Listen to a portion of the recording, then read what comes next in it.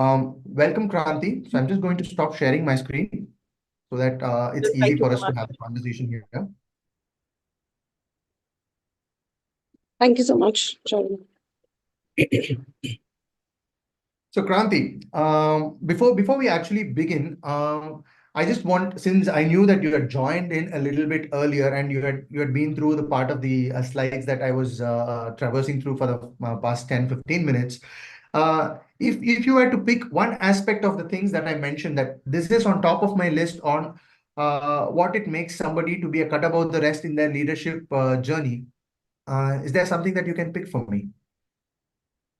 I think if I was to pick, right, the leadership qualities or the risk that you were talking about, I think that is something that is absolutely to be looked at, right? The work-life balance. So leadership is what? I mean, leadership is influencing somebody, or leadership is inspiring somebody, or leadership is going together as a team, right? And it does comes with a lot of risk that you were talking about. It does get very challenging at many points in time, especially the work-life balance, and does come with mental health and so on. So I think risk is it goes hand in hand with the leadership positions that we talk about. Wonderful, wonderful. I'm not surprised, to be very honest, when you binged on risks, because that's the common terminology in leader speak, I suppose. So it's always about risk. So I want to start on this aspect in our discussion today, Kranti.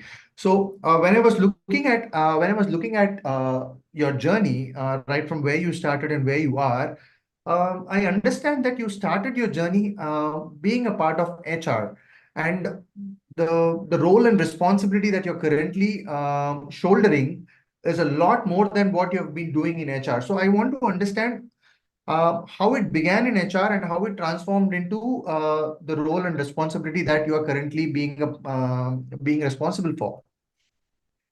I think it's interesting, and for whoever's listening this, right, it's very associated with the risk in my journey.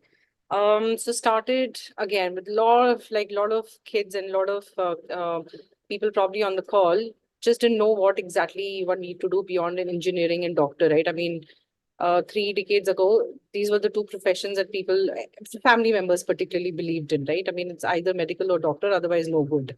And I wasn't good at either. And I decided, okay, this is not happening. And I did a lot of odd end jobs just to learn, right? I mean, it was not about I need to be in HR, or I didn't even know that there was HR by then, right? I mean, because the studies that I was doing was general arts, and we weren't that equipped, and we were traveling, not very equipped in terms of what's happening around in the world.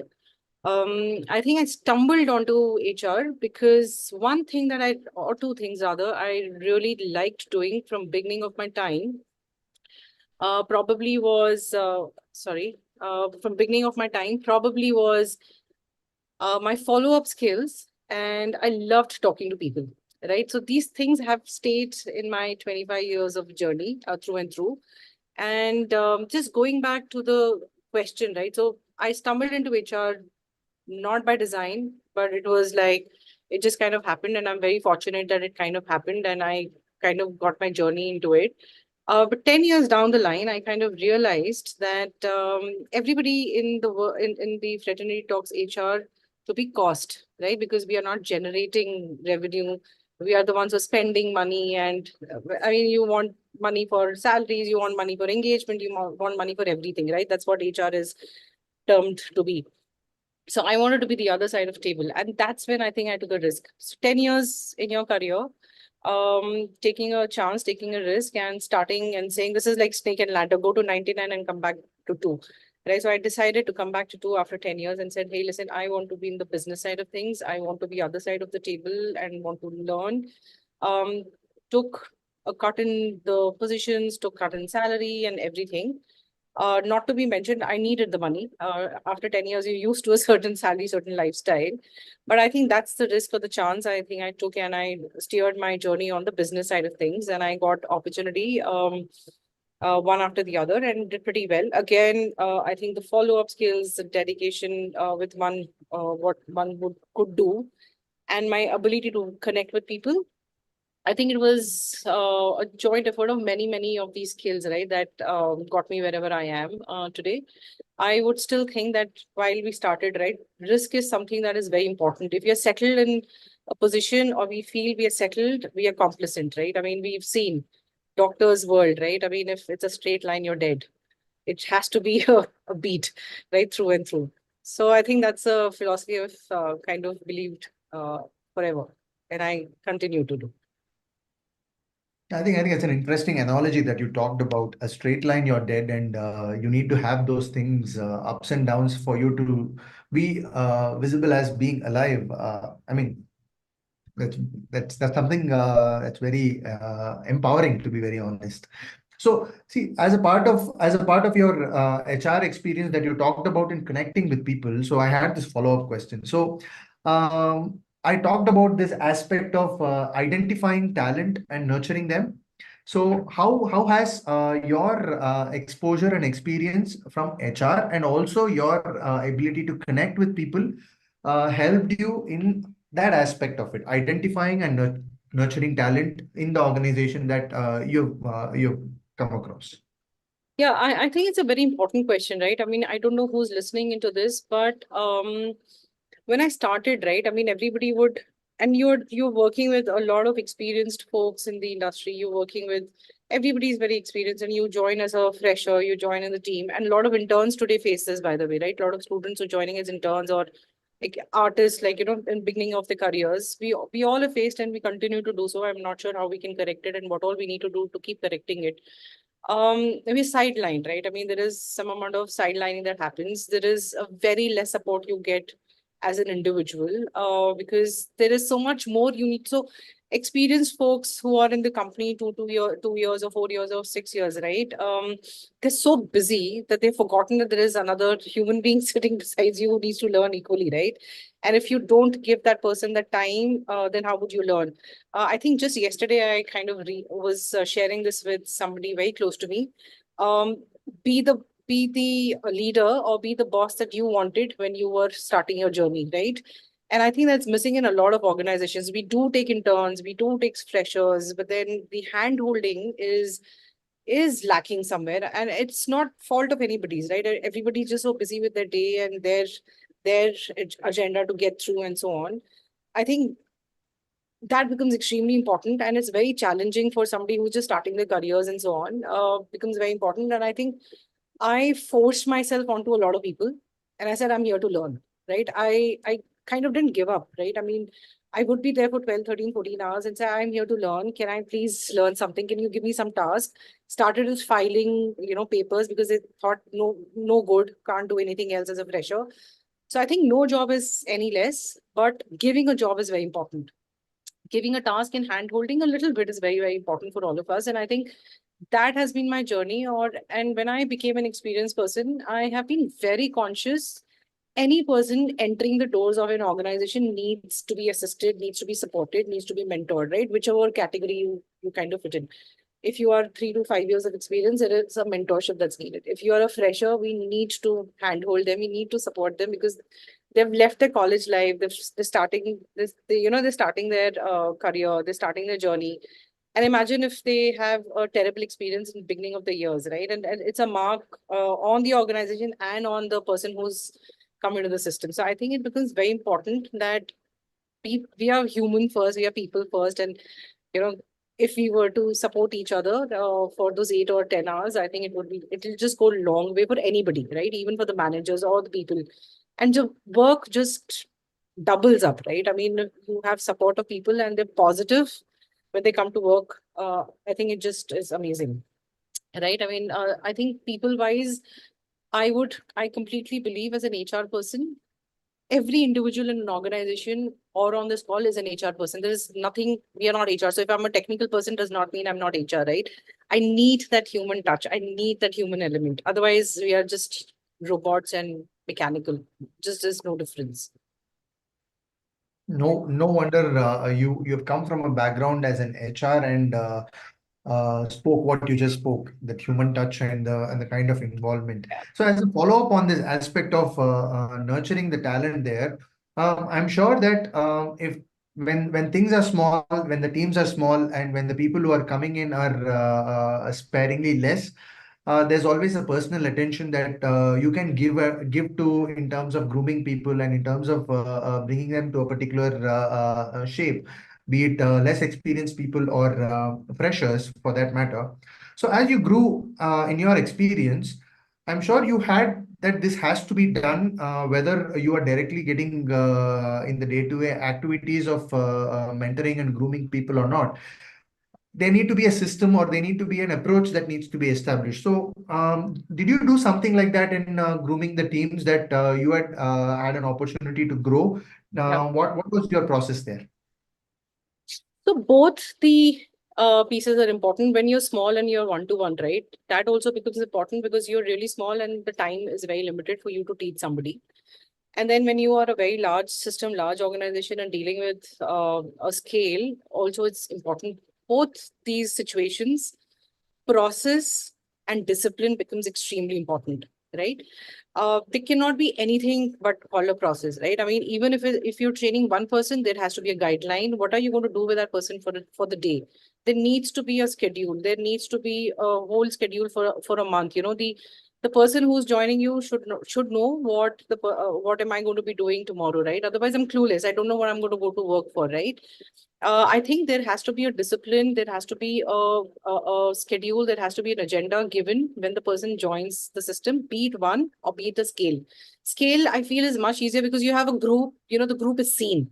That one individual, poor individual, is out of sight, out of mind, not seen, not heard, right? But if it's a group, you generally tend to focus on a group. So the organizations that I've worked with, we have scaled from 30 to 3,000, 4,000, and about 60% of that has happened through the classroom sessions or academies. We've picked up students from colleges and we've done training for 3 months and then put them on the production floor and so on, right?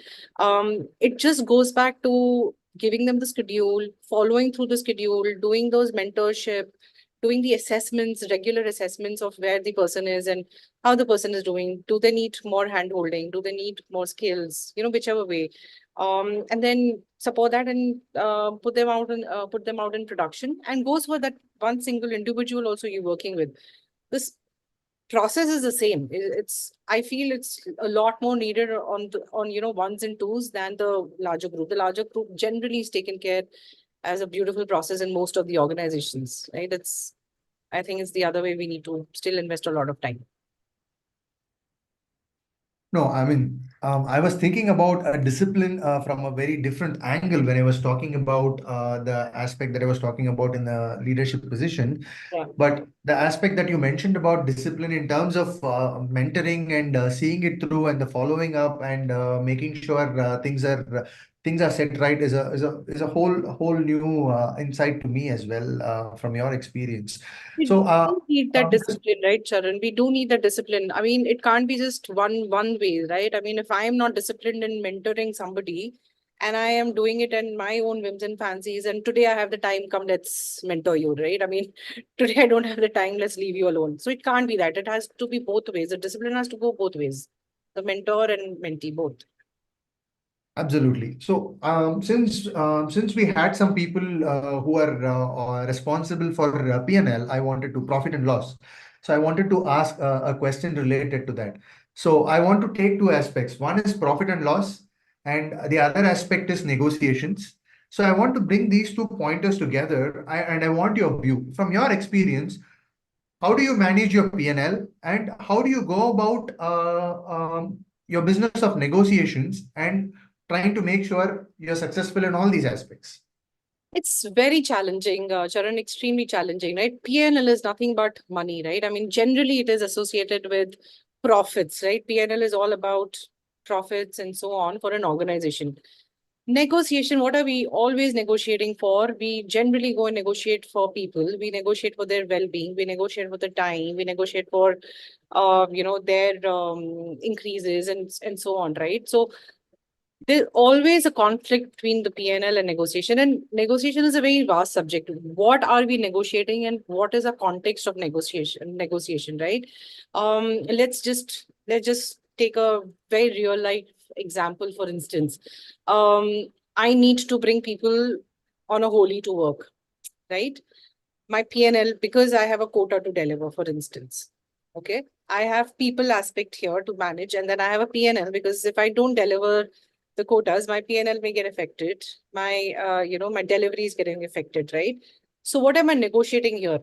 Now it has to be seen it can't be an independent conversation, right? You need to go and see historically what have you done as an organization. Have you called them every holiday, or are you doing this one off, or are you doing this a few times, right? So it should be fair, right? To a lot of to large extent, it needs to be very, very fair conversation. If it is just once or twice, you go and negotiate with the crew and say, hey, listen, we need to deliver this, and we need to figure this out, and we need to get this out of the door. I think everybody would oblige. The anger comes in, or the negotiation goes bad. PNL is standard, right? You need to make money. So that is not even negotiable, right? The negotiation happens generally on the software aspect, the people aspect, the resources, and so on. So the negotiation, which side we are having, and go back to the people and say, hey, listen, I know you worked through and through whole year, all holidays, all Saturdays, but I need you to come and do more, right? How are you negotiating with them? It's ruthless already, but then if we don't deliver, we may not get another project. What are you going to them for? And I think negotiation, when you have people involved, right, it needs to be very, very transparent. It needs to be like, they're part to the problem. I mean, they are not creating a problem, or not, you're not creating a problem, right? They're assisting you to help with that problem, right? So negotiation, it's not an independent subject, or it's not like one time thing. I think it's a amalgamation of many experiences that you've had in that organization, or with whoever, people. That would be kind of my response. But we can take some questions from the group, and if there are specific questions, we could respond post the session. Absolutely, makes sense. So I just want to move a little bit more on some other specifics that I had. So generally, when I was looking to understand or put you in place in terms of in a mental setup. Okay, so a creative background, a leader, VFX, and a woman. So I was having a lot of pleasant surprise and difficulties in marrying this into a common term. So how do you see your industry in general? And you can just speak industry agnostic as well, for a woman leader to be generally stepping into the shoes of high positions in a typically, I wouldn't say a male dominated industries, but I would say a male populated industry. So a lot of men are already there. So how do you go about it? So what has been your experience there, Kranti? Uh, I think it's even fair to say male dominating, right? I mean, the industry that I am in is highly populated or dominated, whichever word you'd like to use. Just to give you some stats, I've been wherever I worked, right? This particular place, I've been here for now a decade. We had what, 17% women pre-COVID, okay, and post-COVID we became 9%. What happened, right? Who left jobs? Primary caregivers, and these sessions I've been having with a lot of people off late, right? Primary caregivers are women. Men have started supporting a lot. I think COVID has taught a lot to all of us. But how do you deal with it, right? I mean, how did I dealt with all of this? And I do want to touch upon that women left jobs, right? It was not the men necessarily. We lost a lot of women. We didn't lose a lot of men. So why, right? I mean, family becomes a natural priority. Everybody starts looking at the woman of the house to leave something and take care and so on, right?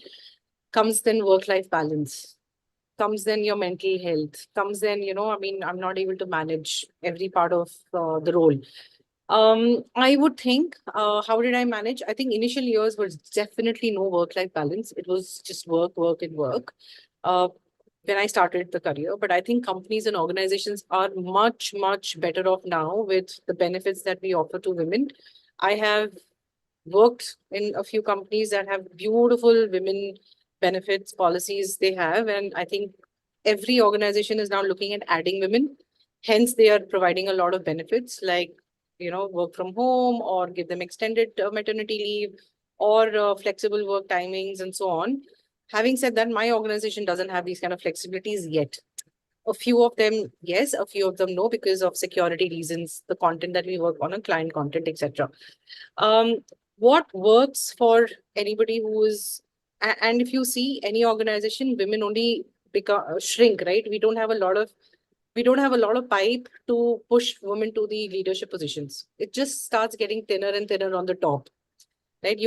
You will have 30 people joining you, but then eventually you'll probably have one person who's probably two people who will probably be eligible to get onto the positions on the top, right? And boards, if you look at the boards, you'll not have much of women. If you look at leadership positions in organizations, you'll not have much of women. I think probably one or two in a room of 10 men, right?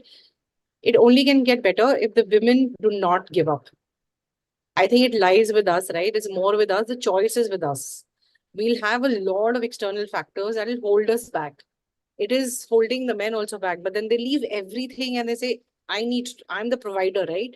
So why can't I as a woman feel that I'm also a provider? I am providing to the family, I'm providing to myself, and I want to grow. I'd like to continue my journey, right? A lot of people will agree when a man gets a job abroad or when a man gets a job out of the city, wherever you're working, it's a woman who leaves and follows. But if it is a role reversal, it's very rarely seen. Very, very rarely. You'll probably in this room, you'll pick up one, right? So it's always the woman who's giving up their aspirations. And I think perseverance to do something needs to be there. It has to be there. And if you feel that everything the company only will do it for you, I think that's a very unfair expectation as well.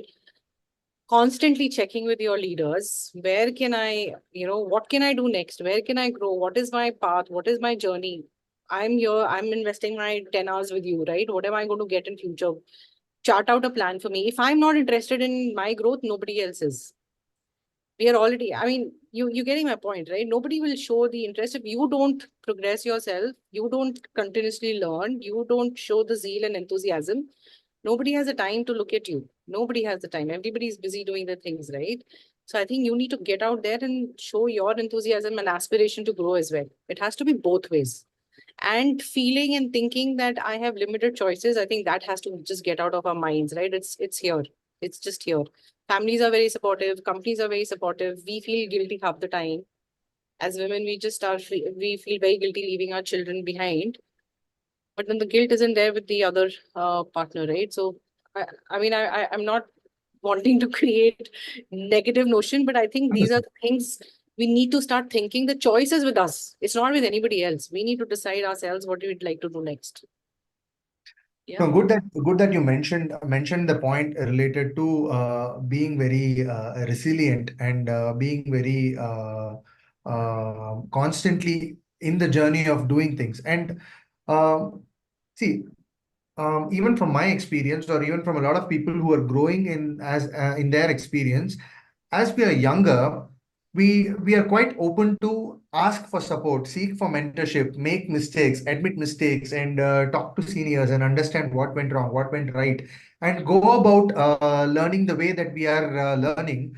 But beyond a particular point of time, as we gain experience, probably in the competency aspect of it, or probably in the people managing, or in the responsibilities and roles, and so on and so forth, how do we go about asking people for support? Because there's always a mindset generally for everybody, and also on top, especially for women, where if I go and ask for support, or if I seek some guidance, will I be looked down upon, where I do not have the competence, or I do not have what it takes to me to go to the next step? So should I hold back or look for guidance somewhere else, or should I need to figure things out by my own self? So what's your experience there, Kranti?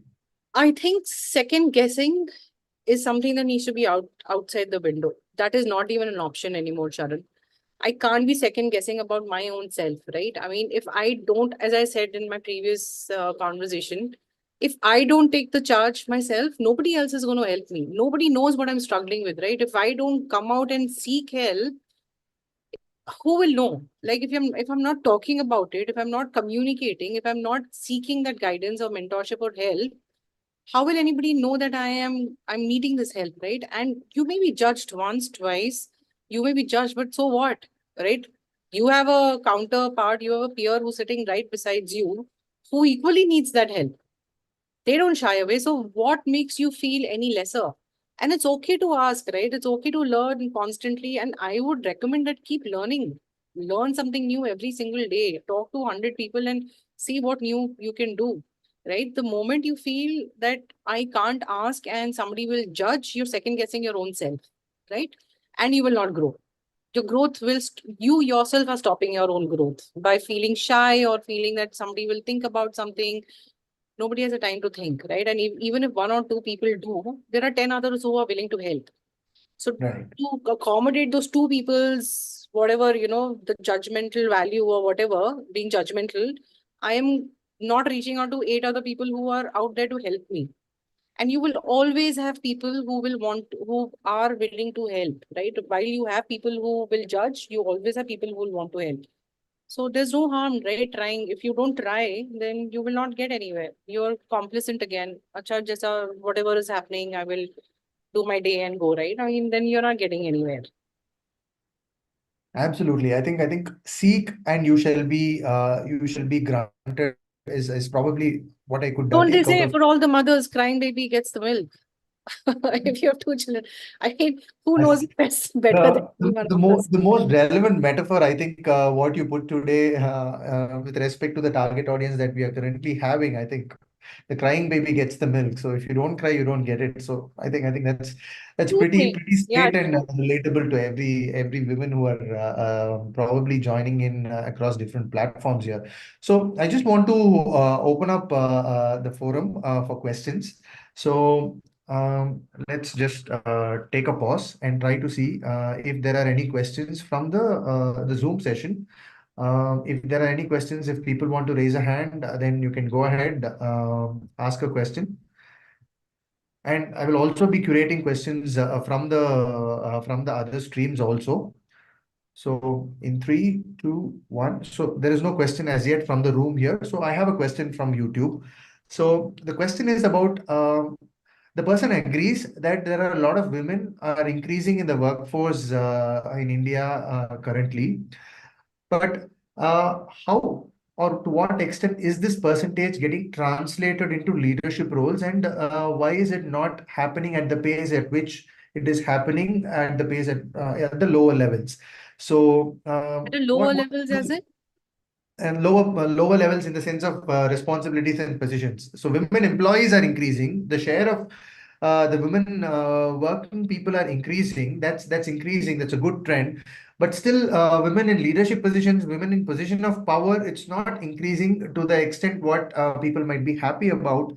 And there is still a lot of things to be done in that space. What do you think could be the reason, not just specific to your industry, but in general, based on your experience? I can give some perspective from some conference that I attended a few months ago, right?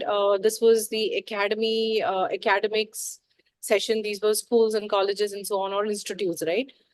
The data says that you have 100% women or girl students passing out of the colleges or courses, right? Only 40% actually go on to that journey. And when they get onto that journey in 2, 3 years, it's time for them to start their another segment of life, right? They're getting married. They tend to leave their jobs because now they have started another journey of their life, which is now taking the priority or taking the lead, right?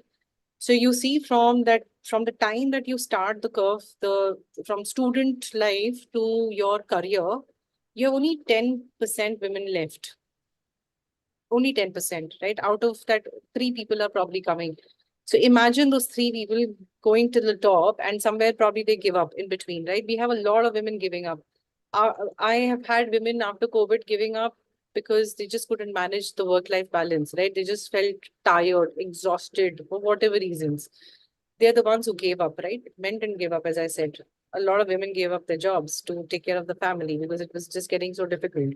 We lost a lot of women during that time. So it's through the career, right? After 6 or 7 years and kids, your another chapter starts. You have children, then you want to focus on children.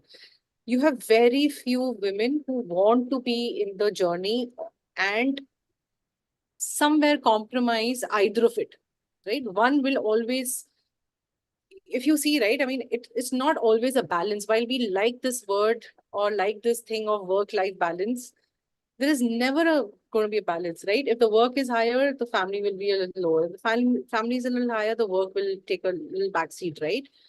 But it's important. It's fine. It's fine to take your maternity break. It's time. It's fine to take your breaks, right? I mean, for men, for they probably you can take education break, right? You've taken a sabbatical to learn something and come back, but come back. Women barely come back. They just, it's like so hard for them to come back. And I think as organizations, we need to help them to come back as well. Everyone who's listening into this call, right? If we were to help women to come back and prepare them, because they come back with a lot of, or they have a lot of second guessing going on, right? Company would have changed. We don't know what has happened. We don't know what is the new skill in the market. But it's okay to learn, right? While you're on maternity break, half an hour of your time, you can probably take time to understand what's happening in and around you. While, you're celebrating motherhood or celebrating or enjoying your break to study and everything, just half an hour to see what's happening around in your industry. So when you were to come back, it's not too hard for you to come back. And as an organization, definitely we need to pull them back, right? And we do reach out. So the place that I work for, we do reach out to a lot of women when they have to come back. And if they're giving up, we do support them, and we don't want them to give up. We just don't want them to give up because we have very few anyway.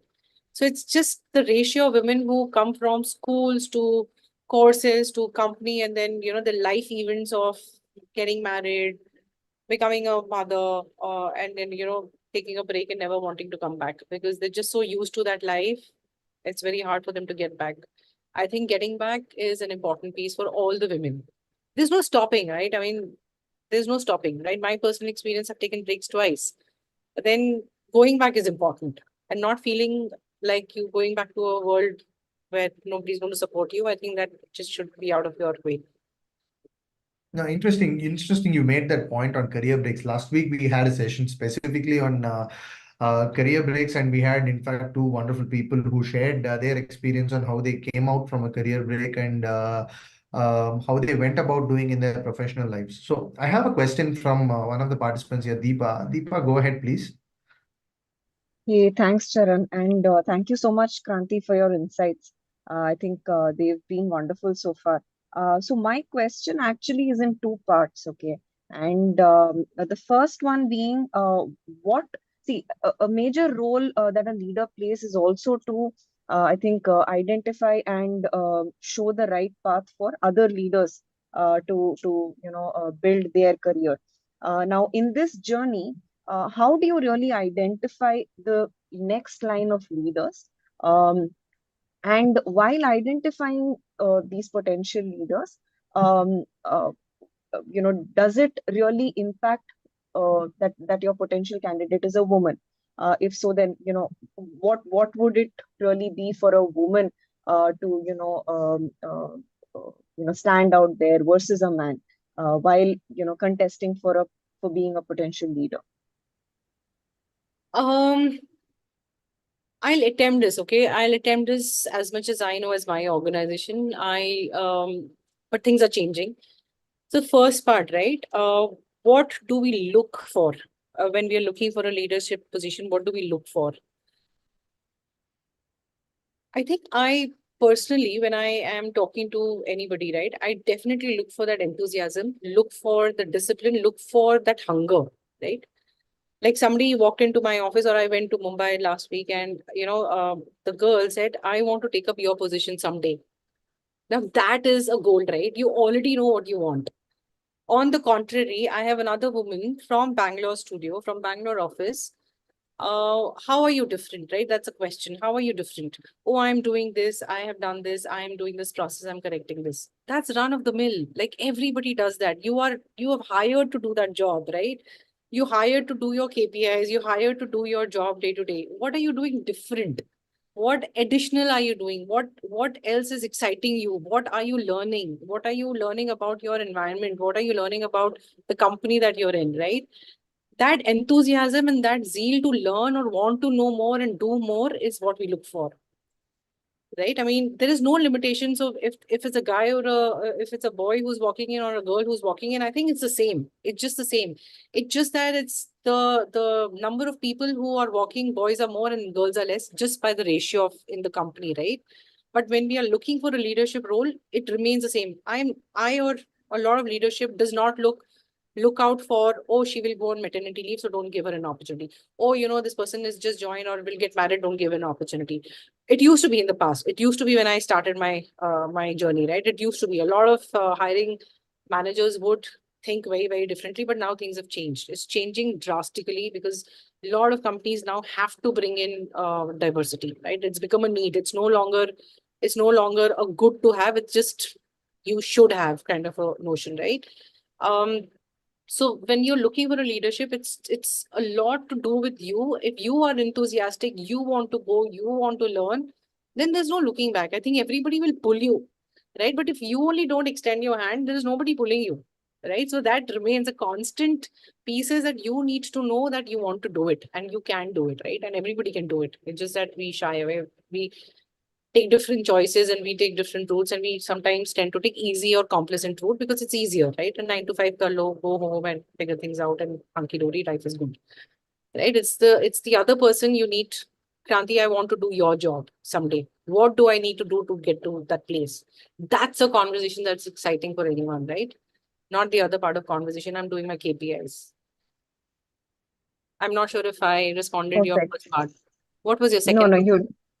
no, you did. No, and I think you covered the second part as well, right? When you said that whether it's someone who's recently joined as I mean a female employee who's recently joined, and she might get married, or she may soon go on maternity leave. Now these are factors that yes, you're right, that they may not be impacting so much while making when a leader potentially makes that decision, right? Yeah, Um, yeah. It but does slow us down, right? It does, Deepa, it correct, does slow us down. Like if I had a interesting session. I don't know if this girl is listening to, she's doing a PhD in the subject we're talking about. I'm not sure she's online. So we had this conversation or talk in our organization on Women's Day, right? So her stats would say that a man and a woman start same college, everything is same, started the journey together, right? But you look 10 years later, the man has reached financially much different at a different level, and position wise, he's at a different level. Why? Because he did not take the break that a woman has to take, right? If you choose to be a mom, I mean, if you choose to run a family, I mean, the normal way or whichever way, right? You tend to slow down. Your maternal instincts tell you to slow down because you want to give that time of your life to your child that you're bringing in. But it's not the case. You never would see, or very rarely, probably in 0.1%, you will see a man leaving the job to look after the child or being the primary caregiver, right? So correct, we always start together, but we somewhere slow down ourselves. But what is important is not being there forever. Important is to run back again and say, okay, now I have done all my duties and I'm done. And, child is going to grow as much as, I mean, you were at home or you were at work. And as I said, organizations are being very women friendly now because we need to bring women. It's no longer a good to have piece, right? It's just must. So I think everybody is supportive now. Things have changed, or changing rather. Let's just put that way. got it, got it. Thank you so much for your insights. Yeah, So Deepa, just to add on a little bit on what Kranti had said, was one is when we are as a leader, when we are in position of responsibility and power, then we need to start bringing in the change of not looking at people for their gender and looking correct, for people for their skill sets. So this is one aspect. if we had not had that experience when we were younger, then probably when we get into position of responsibility and power, then we need to start bringing that. That's one aspect that I thought. And the second thing is the example that Kranti gave. So 10 years on, the guy takes a better position and the woman takes a break for all personal reasons. So it's not a race.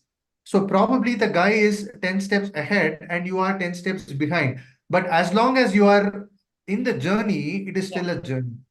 Yeah. You need to be on the journey is what is very true. important there. And we as a person, I think Kranti mentioned about this a little bit earlier. You take a break, you don't take a break. It's as a part of your life journey. But if you do take a break, then you need to look at coming back after it as a matter of fact, rather than let me figure it out later, not having that kind of a thought. You need to be very clear that I will come back later. It could be a break for 1 year or 2 years, depending on however you want to, but you can always come back and go about doing it. So these two things are very essential is what I felt as an addition to what I wanted to say. It is extremely difficult. Okay, it's not easy at all. I'm not saying it's very easy and you can, when you have studied, right, you've done your graduation and you've now started working, right, you have now tasted the money part, independent and everything, and life is good. Imagine going back to studying. Extremely challenging, right? You're taking yourself out of one zone and putting yourself in another. It's always going to be challenging and difficult. How is that I will work towards, I want to do it, right? I want to do this for myself. Kids will go away, guys. I mean, whoever's listening, right? I mean, 12 years, 15 years, and after you're home, then what next? What is that you've done for yourself? And we see our moms, we see a lot of people who are sitting at home. Kids have gone out, then what? What next for them? Right? Like, so I would say just take a break, yes, because it's important that we need to, right? I mean, I'm not saying don't become a mom or don't get married.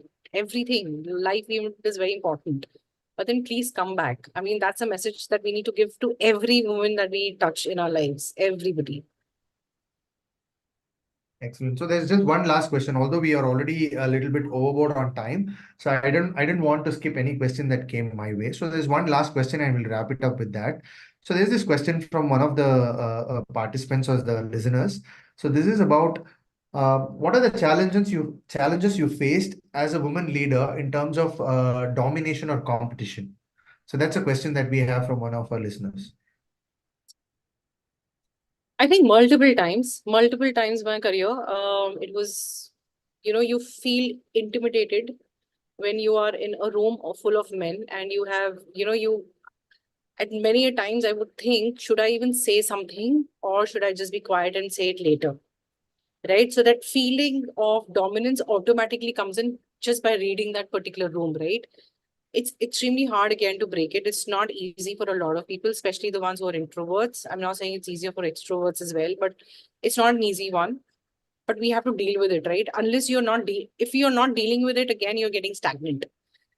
Constantly, we need to remember, or always we need to remember our own actions. What is it going to lead us to? Where is it going to lead us to? Is it going to lead us to a place of comfort? It's uncomfortable, right? It's very uncomfortable to talk out in a room full of men. But imagine a man will happily speak about anything in a room full of women, right? So we just need to start thinking and comparing our events and comparing ourselves in, if they were in a position, what? Right? They would have not shied. So why would you feel, anything? And yes, the dominance happens. Yes, I wouldn't say it's active. It's a choice that men, men full of room men in the room are actively dominating you, trying to dominate. They're just doing what they have to do, right? They're not actively doing anything. I think it's also with us that we feel that they're dominating us or they're not giving us a chance. I would say just interject. How bad can it be, right? How bad can it get? At worst, I would have given a very stupid idea, but then everybody's told me I can always give stupid ideas, right? And I can get away with it. Okay, I don't know. I think, again, taking chances becomes very important. Dominance will be there because we are in minority. In any setup, anywhere, we are in minority, right? When something bad happens for a family, you fight, right? So where is that skill or where is that instinct when you have to fight for yourself? I'm not saying tomorrow go and fight with everybody at work, or family, but I still would think that I think we should have that instinct that we need to do something for ourselves and not be complacent. Well said, Kranti. I think we have run out of time, and for the interest of all the people who have joined us across different platforms.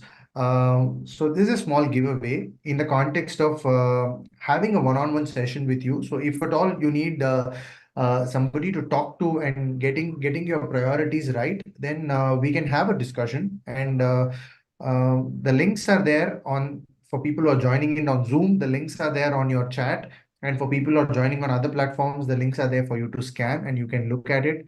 And if at all you need some support in talking to somebody with whom you can discuss and strategize on how you can go about in your journey, then we are always there to help you support on that.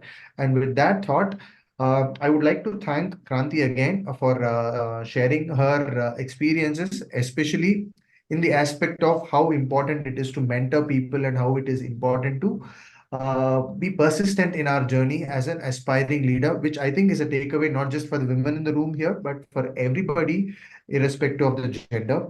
And thanks again for all the participants who have joined in and for the warm questions that you have shared. And my apologies for the initial slide where I thought I was speaking with the microphone on, but I realized only later that I was talking on the first slide, whole of that first slide on mute. So my apologies there. And thanks again, everybody. Thanks for joining in. Have a lovely evening. Bye-bye. Thank you so much.